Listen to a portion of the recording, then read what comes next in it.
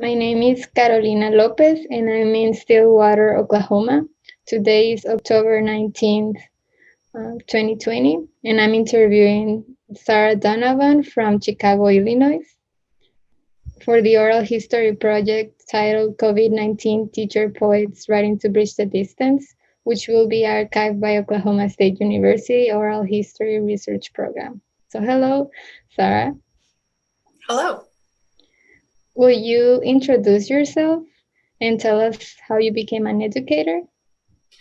Sure. So I grew up in Chicago in a really big family. It's 7 sisters and 3 brothers. My father was an educator. My mom mostly raised the big family. And I grew up probably about like 15 miles west of Chicago. And my first career was actually a social worker. So I went to University of Illinois in Champaign-Urbana and studied social work and Spanish. And my first job was in the Cook County Jail, where my work was to listen to stories of people who had been arrested and write up their story for the judge for their sentencing. And so my first career out of college was about 7 or 8 years of mostly spending the day in jail or prison, listening to people's stories. And that was really difficult work. Yeah, difficult to do on a daily basis. But I did realize that I loved listening to stories, and I felt like it was a privilege to bear witness to other people's lives in that way. And so I began a master's degree in education at University of Illinois in Chicago, where I got a master's in curriculum and instruction, and just learned the value of stories in a different way, and in designing curriculum for English courses, to be able to center stories in writing and reading and literature with our students. And so I got my master's degree and then became a junior high teacher in the suburb of Chicago, where I worked for 15 years teaching junior high, which I really loved. I loved working with that age group. And it was many of my students were bilingual students. And so I learned a lot about second language acquisition and culturally responsive pedagogy, even though I didn't really know what that meant at the time. And after teaching for about 10 years, I started really being confused and kind of overwhelmed by some of the things that were happening in education at the time, specifically with testing. And many of my students at the time had to take like extra reading classes or extra math classes, and then they weren't able to take music or art, and so I was just sort of upset with the way that some of the education was working. And so I went back to get my doctorate. And so I got a doctorate in English education and continued to teach junior high, and then also taught at DePaul University in the evenings and working with teachers. And then just last year, I decided to become a full-time English educator. So actually now I'm in Stillwater, Oklahoma at Oklahoma State University. This is where I am for the interview. And I work with secondary English teachers, people who want to teach middle school and high school. And that's my journey to get here. Awesome.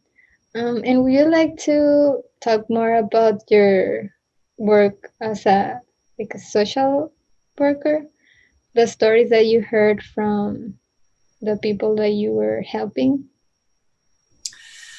Well, yeah, the situation was usually that somebody had gotten in trouble with the law, and it was usually related to a mental health issue or a drug addiction issue, but probably most likely a felony if they were in jail waiting for sentencing. And so I was called to go and ask for their story, their life story, essentially, and listen to the situation that had brought them to that moment. And mostly what I heard was a lot of, certainly mental health issues, but also abuse, childhood abuse, childhood drug use, alcohol use, trauma, and a lot of just sort of disconnection from caring adults and sometimes neglect.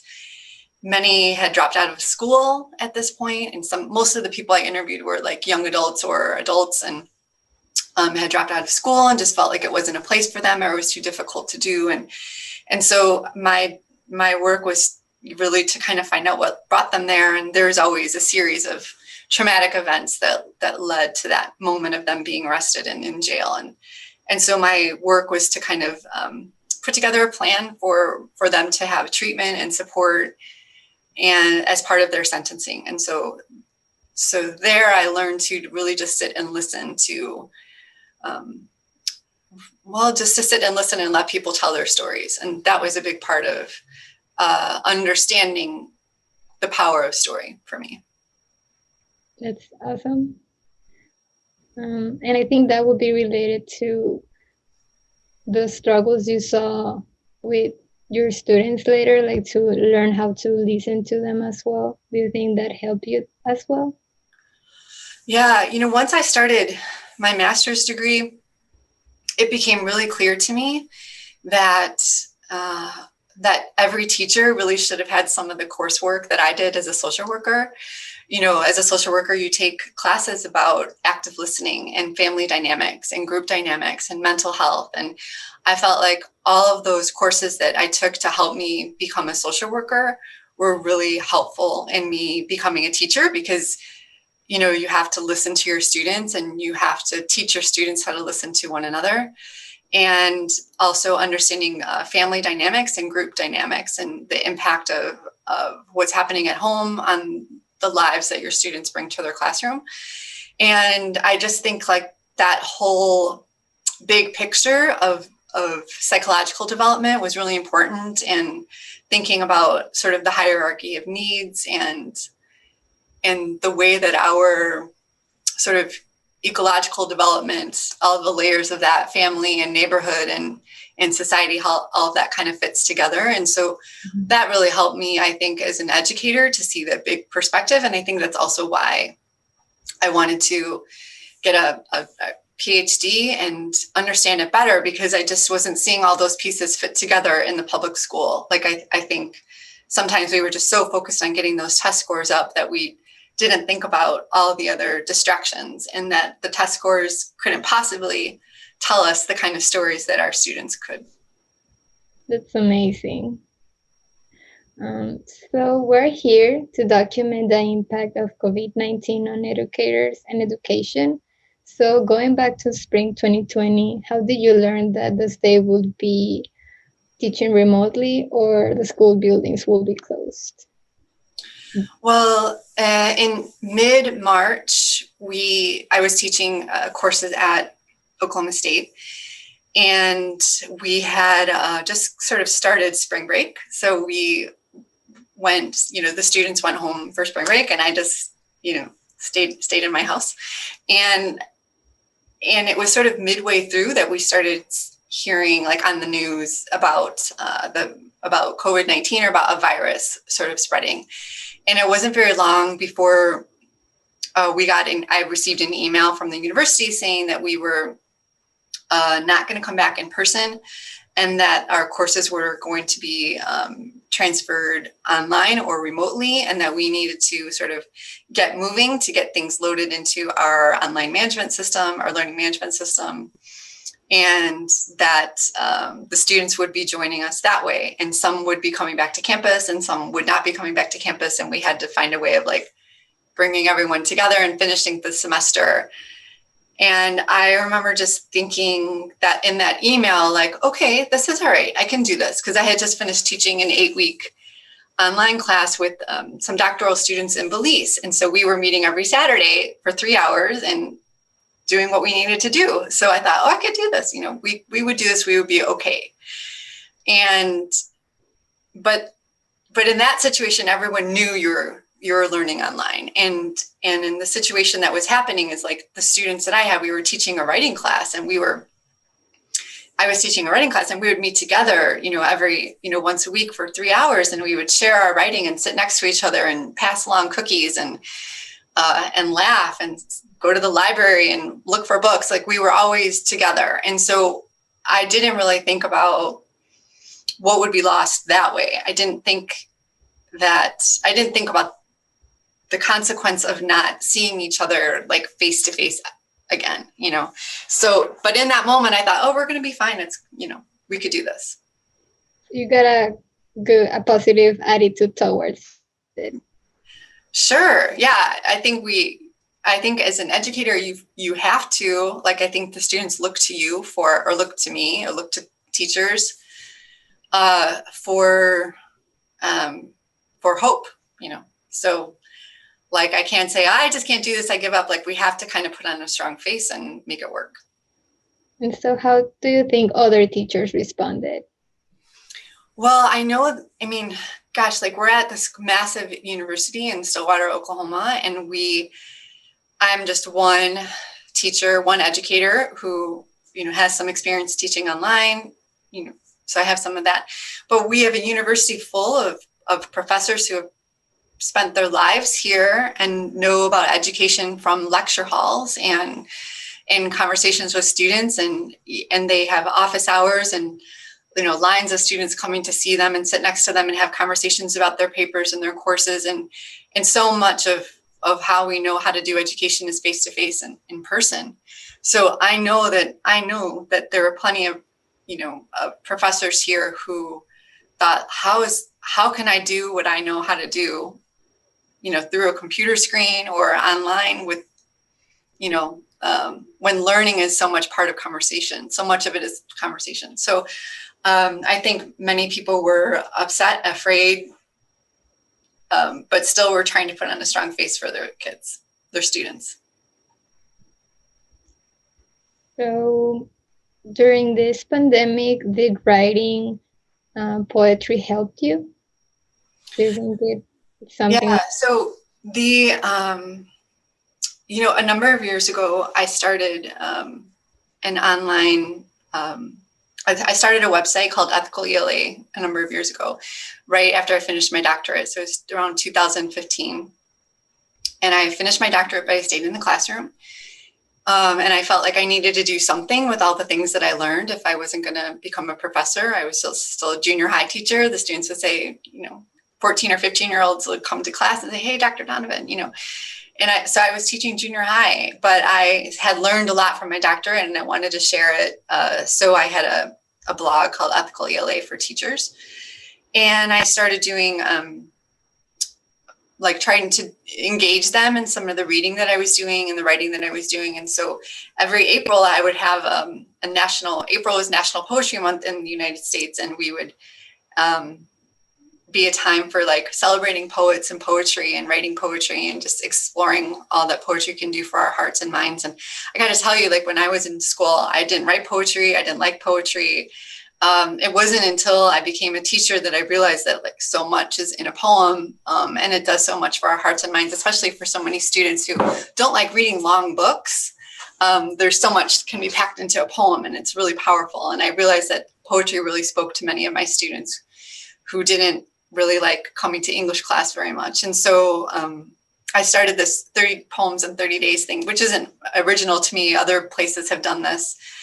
And so some teachers just sort of joined me to do this. And so for a few years, every April, we come together from across the country, and we've never met each other, and we just write a poem every day together. And so this year in 2020, when COVID-19 happened, was the same time, the spring, when the National Poetry Month was beginning. And so it was kind of wild to think about what was happening in our country. Gosh. And at the same time, we're sitting down to write poetry. And so in a way, it was really great just to wake up in the morning and write some poetry with teachers and just think about, I don't know, nature or rhyming and meter and stanzas and checking in with one another. But it was also at the same time kind of surreal because the whole world was sort of on the verge of falling apart. And we just didn't really know what was in store for us as the month, like everything, just every week of that month, it just kept getting worse in the world. And yet we were still coming to this poetry space every day to write poetry. So for me, like, it was really a source of escape and normalcy and healing, because, I wasn't getting up to go meet my students or to go have meetings with my colleagues, or like nobody was waiting for me to get out of bed and go do anything, so knowing that there were these other educators across the country who were, writing poems, I felt like, oh, there's a poem waiting for me to read, or, oh, there's a poem waiting to be written. And so it was a sense of purpose, I think, during that time. That's very, very nice. Would you like to share a poem that you wrote at the beginning of the pandemic? Do you have Sure. one related to something that motivated you to write? Yeah, so I'll share this poem called The Chair Calls Your Name. And so this was the first week of National Poetry Month in April 2020. And the author, Carrie Ann Holt, is the author of quite a few verse novels for middle school students. And she was hosting our website that day. And so she had like some ideas for writing poetry and some instructions for writing poetry. And she had this really great idea of just kind of helping us center on our surroundings and not really get overwhelmed with what was going on in the world. And her suggestion was to look on your desk or look in your surroundings and find an object, and to kind of brainstorm words around that object and write a poem about it without ever actually mentioning the object.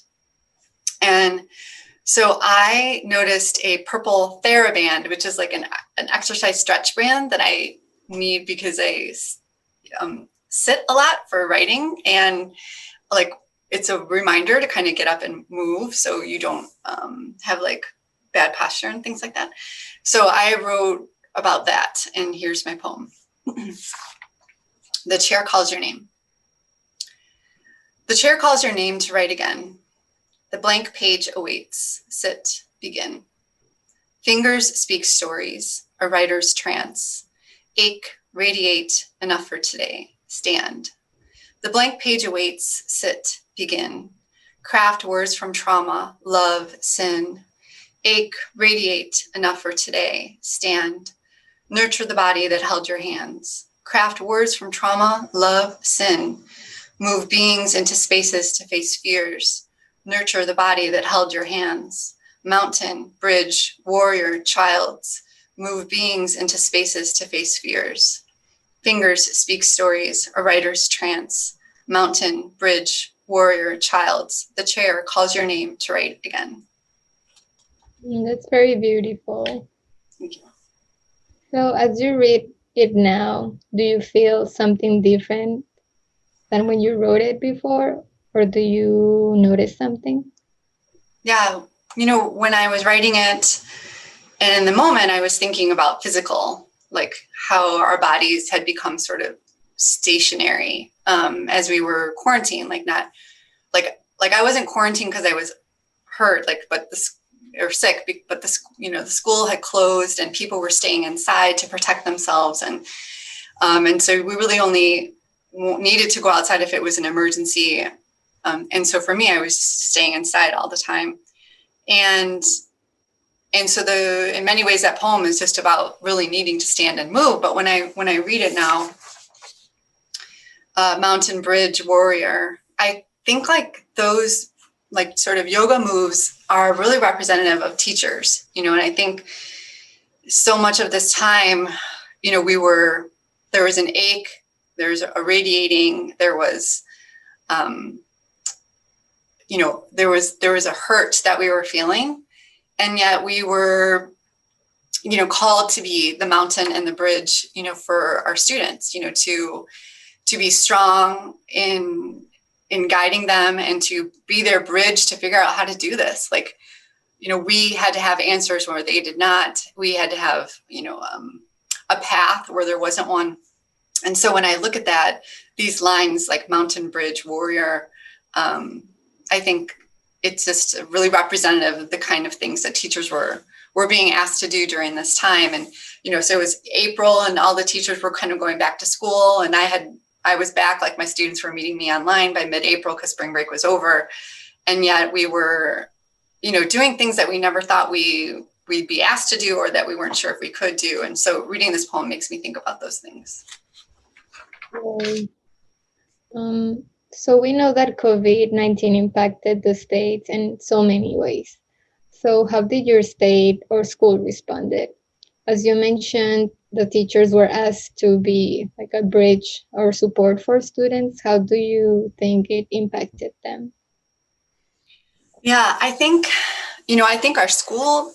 our university did as much as they could at the beginning. I think one of the really great things is kind of quite telling, I think, is that we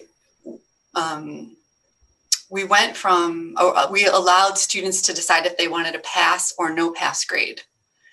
So instead of getting a B, C, or D or failing or something, like if they felt like it was too difficult, they were allowed to get a pass, to elect a pass or no pass grade. So it wouldn't affect their GPA. And for teachers, it's really important because, people in the teacher education program, the students need to keep a certain GPA in order to have the certificate to get certified to teach. And this semester or that semester was just like so unexpected. And for a student to fail a course or something, it could have just really kind of threw their whole training off track. And so I thought that was a really compassionate thing that our school did. And then, just being much more forgiving of due dates and deadlines and things like that. And then also, these protocols of allowing people to work from home or making us work from home, I guess, and, cleaning the buildings and keeping the students away or the faculty away and really just kind of making sure that everyone was safe. That was really happening right away. I don't think our state did the same thing. I think our state resisted some of those protocols, resisted mandates to stay home or mandates to wear masks or mandates for testing. I think it was kind of slow and moving toward that. Okay. And do you think these issues impacted your poetry and writing, explicitly or implicitly? Yeah, I think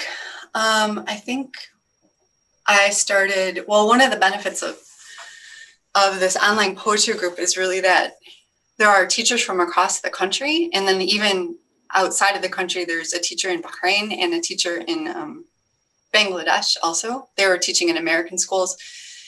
Yeah, I don't know how everyone found their way to this website to write poetry, but there, were close to 100 teachers writing on a daily basis, and so I got to see teachers who were in Los Angeles and Chicago and Montana and Michigan and all over about what was happening for them, and some were still in person, and some had students who they never saw or heard from again. I'm teaching at a university, but there were some who were teaching, fifth graders or second graders, who had to go online, and others who were in high school, and the students never logged in once the whole time, so they would have home visits and they would go trying to find the students or trying to meet the family or things like that. And never, like the students just kind of fell off the grid because they didn't have like updated contact information or phone numbers or addresses and all that kind of thing. So being on this site, writing poetry, like it came through in a lot of people's poems, but also in the responses to one another. And so for me, being in Stillwater, Oklahoma, sitting at my desk every morning, my husband was still going to work every day because he was, his work was, I guess, unnecessary work because they were creating parts for machines that the whole country needed.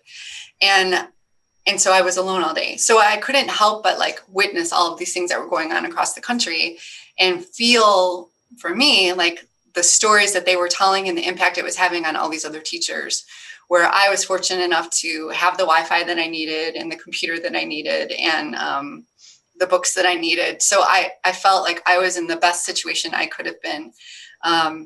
But not all of my students had great Wi-Fi. Not all my students had their books. And still that was a better situation than some of the things that were happening across the country. And so I really just started feeling that that pain, that some even a little bit of anger, I think, about the sort of an inequity that gradually became much more apparent as the school buildings, like I feel like the school buildings were hiding some of those inequities. And then once the school buildings were no longer holding all the students and they were kind of in their own homes or had to make do with what they had at home, that the inequities became really, really clear. And I think there were many teachers who did not have the Wi-Fi, who did not have the computer, who did not have the lighting, who did not have the space and the time to do their work, especially if they had children that they were also trying to take care of and teach at the same time. It just, all of that came through in the poetry and in the poetry space, in the different poems that teachers were writing. And for me, I just kind of felt that, I felt that storm. Yeah.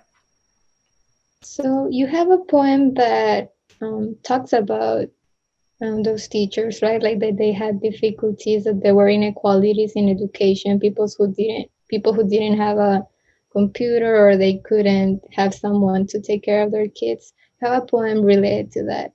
Am I correct? Yes. Would you like to share it? Yes. So this was like further along in the month, and one of the poets, Margaret Simon, who is a teacher in Louisiana. And, you know, she actually wrote quite a few poems about the hurricane in New Orleans. And so I remember her, and she wrote like a book of poetry. I think it was a book of poetry about that too. So every time I see her name, I think about what she has kind of survived as a human being, but also as an educator. So there's been, you know, like COVID-19 is not the first catastrophe in our country for education. There's been others.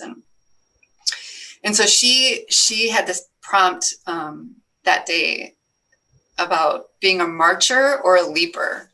And for me, I kept thinking about, you know, about someone who is going to like follow in line, or someone's going to take that next step and make some change and kind of thing. And the other thing that was sort of happening at that time is, since much of my, like I said, I was at home, but I would like look out my window and there was always there's this, you know, big tree outside my window. And at night I would see fireflies, and I would be thinking about the fireflies and what would happen to them, or what happens to them when there's a storm, you know. And so here's my poem about being a marcher, and I use fireflies to help me think about it. It's called Community Organizers. Where do the fireflies go when the dark skies extinguish stars, when tyrannical winds rattle mighty crowns and branches reach for the ground to save their leaves? Where do the fireflies go? They speak the language of light, synchronizing flashes to defend, to warn, to attract, thriving where they were born, at the margins of ponds and streams, near standing water, shallow depressions in forests and fields. Where do the fireflies go? They're feasting on worms, grubs, slugs, and snails, immobilizing their prey with toxic schemes, sucking out the entrails to fortify their kin. Where do the fireflies go?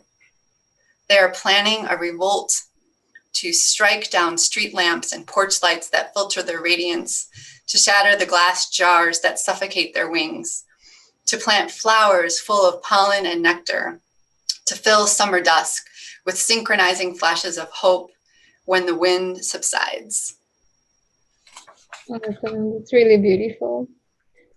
When you say fortify your kin, it reminds me what we mentioned about how teachers need to support their families, support their students. So what are your takeaways now from your poem? Well, I think for me, when I read this, is that like, I think the teachers were really like synchronizing and pulling things together as best as they can. But I think that they were sort of plotting to make a change for their students, you know. So I think at first teachers were sort of surviving, doing what they needed to do to get through it, doing sort of what they were told. But then I think the other side of it is the teachers started doing what they knew was best. Mm-hmm.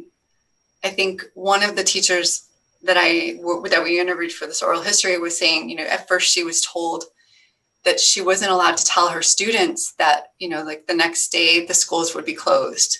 She was told to keep it a secret. And she did it because, she's a team player and that's what her principal told her to do. But then later on she said, looking back, I wish I wouldn't have done that. And I think we were told to, get things online or hold class for these certain amount of minutes, or to put grades in a grade book or something like that. And I think more and more teachers are saying, we need to do what's best for the students. We need to be trusted as professionals. We need to do what we know best. We're educators. We are teachers of children first. And I just started seeing more and more teachers as kind of saying, this is what I need to do for the students, what's best for them and what's best for me. And I don't think that I just don't think that school needed to look a certain way anymore. And I was really proud just to witness all the ideas that were kind of happening in this poetry space with teachers of how they were really kind of standing up for themselves and standing up for their students. So, do you have a poem that you wrote towards the end of this pandemic that you would like to share? Yeah, I think, I really think like the time through the month, there was such like an ebb and flow of things happening, like where at the beginning, we didn't know how long it was going to last. And then in the middle, there was like this agitation. And I think, as the month of April sort of concluded for me, I think I was just looking for grace or for a way of moving forward that helped me kind of keep perspective. And so there was another teacher, her name's Susan Albrand, an educator from Indiana, and it was her day to host. And she brought in some music from Joni Mitchell and asked us to look at music for inspiration for our poetry. And I, have heard of Joni Mitchell, and I've heard of Joni Mitchell and some of her music, but I hadn't really thought much of it before. And so we listened to some of her music as part of the poetry, and then we're encouraged to write something using her same rhythm. And so I wrote Sands of Time because it seems sort of appropriate to be thinking about time passing. But also one of the things that I really missed in April this last year was that I played beach volleyball, and we would start our season in April, or like kind of getting out there, like maybe there'd be some nice weather and we can get out into the beach to play. And so I was also missing that too, like after a month of just being inside and sitting a lot. So there's lots of kind of things kind of happening at the time. So here's the poem, Sands of Time. City blocks and ramps of streets, lanes of paths welcome bare feet, and powder blankets for miles of heat. I look at sand that way. But now winter powders cover dredge, winds of cinder and ashes spread. So many things I would have said, but sand got in my way. I've walked the sands toward dreams, caught my toes on hidden glass schemes. It's sand's forgiveness that I seek, the hourglass of time, a rhythmic beat, and soft landings on an oceanfront beach. That's very, very nice. Do you have any thoughts about it? What did you think when you wrote it, and now what are your thoughts? Have that changed, or would you change something? I think when I wrote it, I was really trying to put myself on the beach of Lake Michigan in Chicago, and thinking about like the way that it is in Chicago. There's like this big, all these city streets and really in skyscrapers in Chicago. And then there's like this road called Lakeshore Drive that separates the big city from the beach. And I was like really wanting to be there. So I wrote just imagining the streets and my bare feet in the sand. And then sort of the poem shifts to cinder and ashes and glass, hidden glass. And so So it is true, like, even on the beach in Chicago, like sometimes there'd be glass that would cut your toes and things like that. But I was really thinking about the surprises of being here in Stillwater this year, because it was my first time. Like, I moved from Chicago to Stillwater to be an educator at Oklahoma State University, and I spent half my year, sitting in a room by myself. So it wasn't really what I expected. But like, yeah, so it was nice to write in a way to escape. So I don't know if in the whole month of April that I actually ever wrote about COVID directly. But I wrote about it's like in figurative ways, like this glass, the glass schemes and the cinder and the ashes and things like that too. But my last line's about soft landings is, I think, what strikes me now is that I think we all just want like a soft landing, even though we don't know when we're going to land. Yeah. That's very nice. So let's turn to now and what's next. So what have you learned from this pandemic? What do you think we should do, or what should we change from now on? Well, I just am not so sure that we can go back to the way things were. I think some things work better online. I think the flexibility of learning has been really interesting to see. Some students doing better with coming to the activity or the lecture or the discussion asynchronously, and some still needing the synchronous time to bond. But I don't think that the person-to-person teaching is over.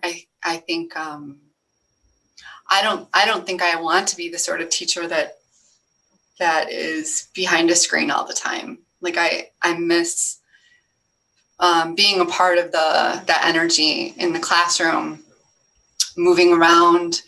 As weird as it sounds, like just you can smell people. When they come just fresh out of a shower and there's that soap, or their hair's been washed, or even the sweaty smelling, in Stillwater when it's really hot. Like, there's just something about the reality of that in 3D, and then being able to stand up and move around the room and talk to different people. And I miss all of that kind of teaching, which I think is really important. So I don't think that that's over. But I do think it's been really clear that of the inequities of access to technology and Wi-Fi and resources and families. I think that the students who have to take care of siblings at home, the students who have to take care of their parents, the parents who have to work and can't be there during the day,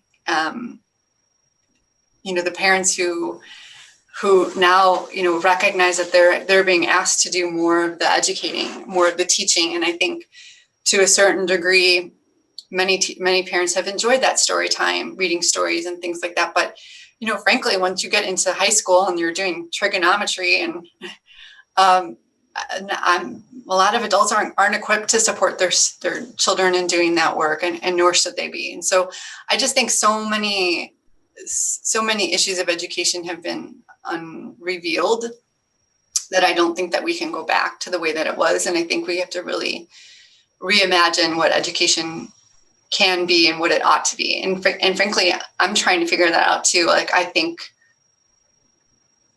I'm trying to figure out what that will look like.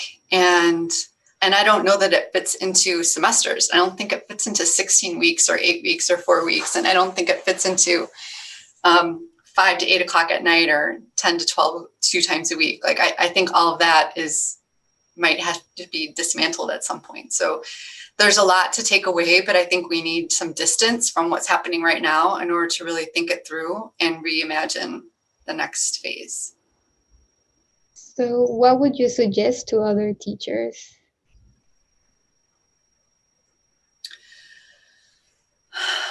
Well, I don't know. I think right now the teachers need to figure out what's essential. And for me, I think we need to read and write and speak and listen. Read and write, speak and listen every day. And so I feel like if I can have those opportunities for my students to do that, and if I can do that, it's good enough. And then trying to figure out, even if that's just for a few minutes here or there, that's okay. And I think for teachers to have,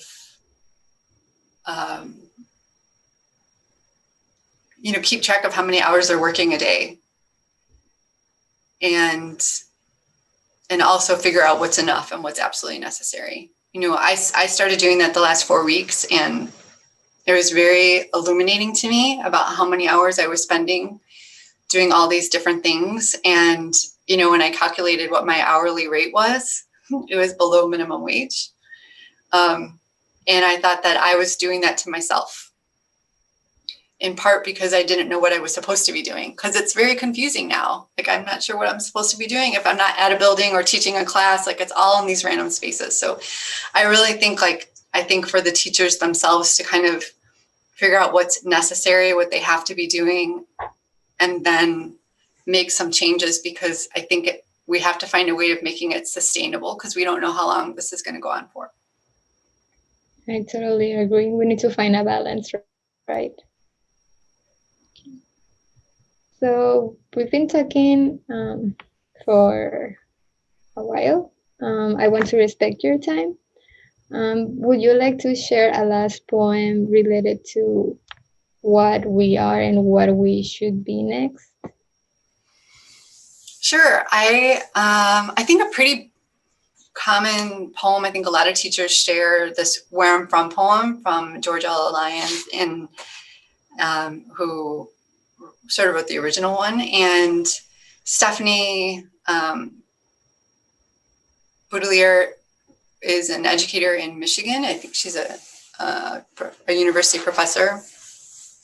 And she had this idea for all of us to write our Where I'm From poem again, but during this time.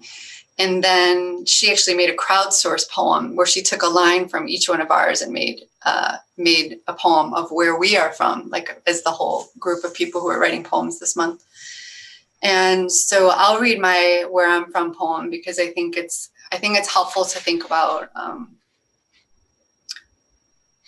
I think we don't want to be defined by this year. Like, as an educator, I don't want my whole career to be defined by this 1 year. And there's so much more ahead of us too. So I think it's helpful to think about where we're from and then where we're going. So I'll read this Where I'm From poem. Thank you. I am from wastebaskets, from Johnson & Johnson talcum and Comet scouring powders. I am from the bedrooms of plywood and glue, the bathroom of mildew and dripping faucets, the tiny dining room of picnic tables and benches with scratches and knots of battles and laughter. I'm from the rose bush with temperamental blooms, the magnolia tree whose teacup blossoms I remember as if they were my own palms. I'm from cream of wheat packets for breakfast and French toast out of the skillet for dinner. I am from Skippy and Corky skulking late to mass and Mother's Day breakfast at McDonald's with placemats. And from the vacuum hums in the middle of the night. I am from Go to Confession and Help Your Sister and Islands in the Stream. I'm from Poppin' Fresh after concerts. I'm from Chicago and Kololi, lasagna and steakums. From Papa taking on Capone's goons, immigrant, educated in shakedowns and alleys. From rosaries of wood and glass and wire wrapped in fingers resting in drawers hung on nails waiting for prayers. I am from long arms, blue streams and wrists that have harmed and hugged. I am from the branches that scratch and knot, palms up, fingers nimble. I am from the blossoms that cradle hope. Beautiful. Thank you so much. Thank you.